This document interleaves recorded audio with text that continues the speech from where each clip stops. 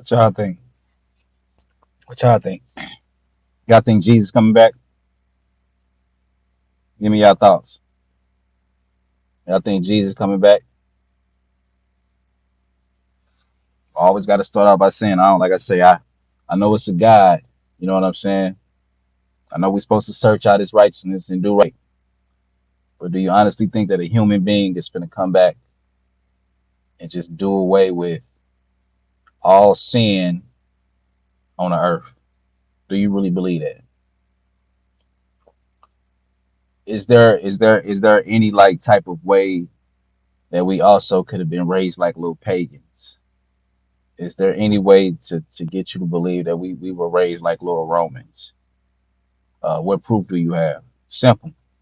We was raised like little Romans. Think about all the movies that we grew up watching, all the cartoons, right? Think about everything we was ever taught. We was always taught, polytheism. We was always taught about other gods. We was always, even the video games that we played. Everything was programmed into our mind, right? And I'm understanding that it was programmed in our mind so that we can speak things against the one true God, so we can think things false against the one true God. Remember, those who win the war gets to rewrite history. And so they sold us their beliefs. They sold us their beliefs, right? They taught us their language, all this, man. And so again, we never question, reality. In reality, no man can live two lives, right? Reality is God's nature. Reality is God's nature, right? Reality is, mother, father, child. That's reality, right?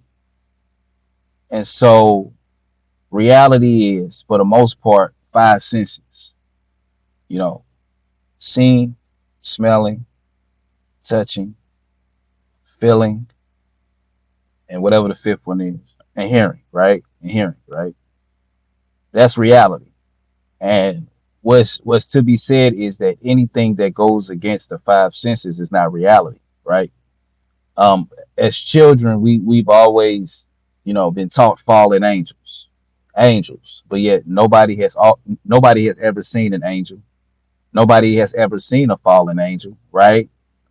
We was all, everything that we ever seen was on TV, correct? When it come to giants, it's always on TV, it's always on YouTube, it's always on video, right?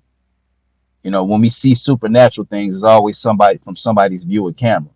Now, I do believe, there is a dark, maybe a dark world. Magicians do summon up spirits. Where these spirits come from, I don't know. But again, the things that they teach us in these religions, like the books of Enoch, and, you know, um, first and second and third book of Adam and Eve, all these apocryphal books, they are to be looked into. You could learn something from them. There is something to gain, but we're speaking about reality. And so when we talk about reality, again, only man can live only one life. You feel what I'm saying?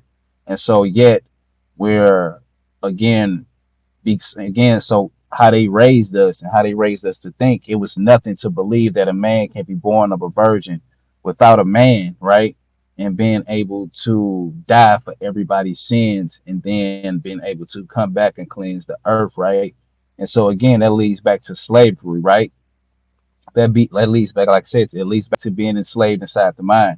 So now, so now again, you're waiting for someone to save you while letting um powers to be that's wicked rule over you, right? Because this man is gonna come save you one day from all this happening. Okay. When I tell in fact, there was no king um when man was made. None of that was going on. There was no grocery stores, there was no knives, no ornaments of war. Everything on the earth was peaceful, right? And everything lived by the cycle that we live by today. The moon and the sun does nothing different than the time they were first created, right? The moon and the sun does nothing different, right? Uh, Again, man has always needed a woman to create, correct? Correct. There's always been opposite in sexes, male and female. There is no in between when it comes to creation, right? All these things show that God doesn't change his mind, all right? So where I'm at, in other countries it may not be, but where I'm at, there's always 4 seasons, right? So I'll never see 5 seasons. I'll never see 6 seasons. One season will never cease, right? And one season will never exceed its limit, but opposed to what God gives. And so by these things that we see with our own 2 eyes, which is why I believe that Jesus kept saying that we was blind. And we're being blind because the answers have been in front of us the whole time. Now, what people don't got to understand is that there was no written law in the beginning, all the way down from Adam, all the way down to Moses, right? So here's what people don't understand. That shows that shows a character of things. One, that God cannot be bound by a written law, and that the written law was only supposed to reflect God's justice, right? Right. That's what that means. Understand that. And so again, we're talking about reality. We're talking about reality. And then, even when you look on the pictures and the posters, it's always been like a white man with his shirt half off, coming out the clouds with some baby angels or some angels. And then even when you think about it, you even do like deeper research into it. Every time you see him on a picture, he got a sun wrapped around his head, that's sun worship. And then you think about it, you got Sunday, even on the Sabbath, Saturday, Saturn, that's the god Saturn. You know what I'm saying? So I'm careful with all that stuff. I do believe that nothing that we do affects God, but everything that we do is to benefit us. If you hate him, what I'm saying, you hate yourself. If you love him, you love yourself. You feel what I'm saying? But to sit up here and say that I believe that, at one point I did believe that, and I'm going to say this, right?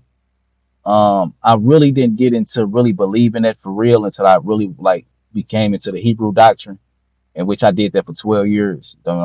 Again, that was 6 years ago when I was dealing with the Hebrew Israelites, and you know, we taught some wild stuff, fam. I will say, when I was with the Israelites, we taught some wild stuff. Like I said, I did them for 12 years. I started with them when I was 17, right? I've been on the corner. I did that type of stuff. You feel me? I've taught the hate doctrine. You feel what I'm saying? This is why when anytime I've ever debated them, it's a fly in the core. Anytime I've ever debated them, they didn't know how to really handle me. I'm not bragging or boasting, but they didn't know how to handle me because they didn't know this doctrine, but I knew theirs regarding the Ebionites, the first Christian Nazarenes. Now they pretty much know the doctrine. People know about it. Captain Tazoriak and a lot of them know about James being a leader and bishop of Jerusalem. By way of us, telling these things, and I think they go on to search these things out for themselves. But anyways, again, I ask people, that don't know that Jesus had a brother named James, and that James was the leader and bishop of Jerusalem. Did Jesus' brother ever teach that Jesus was coming back? We don't see James ever teaching that doctrine. Um, we don't see none of the apostles ever teaching that Adam sinned. We only see that coming out of Genesis, and then the next time it's ever mentioned is in Paul's writings. You feel what I'm saying? We never see Jesus ever say that he was God.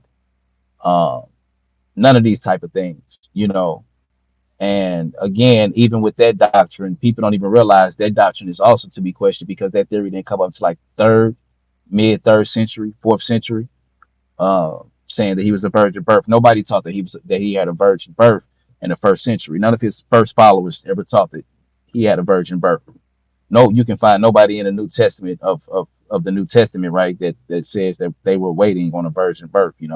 This God. In fact, when you read some of the early sources, right, it's actually kind of makes sense when you read some of the early sources. So one would ask, well, what was Jesus' real coming? All right, and I know this may not sound right, because a lot of things don't sound right to people. It's not new. It's new to your ears, but if you, according to Genesis chapter 49 and 10, in which Moses wrote, basically a lawgiver should not, stop giving a law. Basically, that's just what it was saying, from Judah, something like that.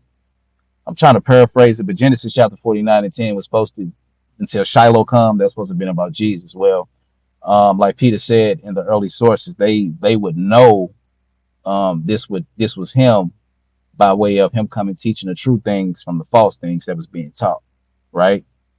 So Christianity teaches that again that one man died for everybody's sins, right? And that he's coming to save the world. And so you have to question things like this. So are you saying that one man came to die for everybody's sins? And so if this was to be expected, do those men who unalived um, Jesus, do they get condemned? That's one question.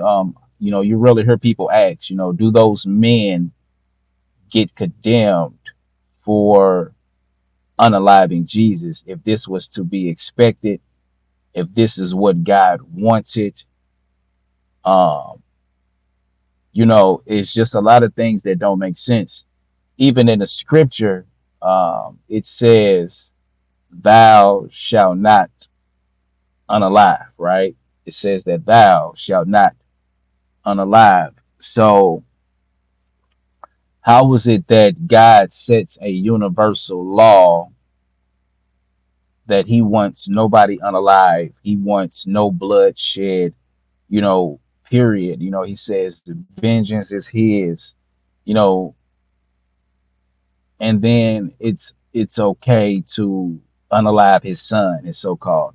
He says, don't do burnt offerings and sacrifices, don't burn your children, but he sends his son to be unalive. And then again, like it says, thou shalt not kill. So it's just all double sided, it's double minded, Again, early sources again believe that even Jeremiah says it in verse 8 and 8, for the lying pen of the scribes are in vain, meaning that a lying pen has made it inside of the scripture. And a lot of people try to say that Moses, wrote the whole Torah. Well, Peter made a good point in one of his early sources where he said, and it's somewhere it says, which will probably, I think it's in Deuteronomy chapter 34, right? Deuteronomy chapter 34 is somewhere it says, and Moses died and was buried in Fogor. So Peter asks, how can Moses write that he died if he died? So no man can write that he died if he's dead, right? So that shows that Moses may have not wrote everything, right? There's a book called Ross Nichols, right? A book on just author named Ross Nichols.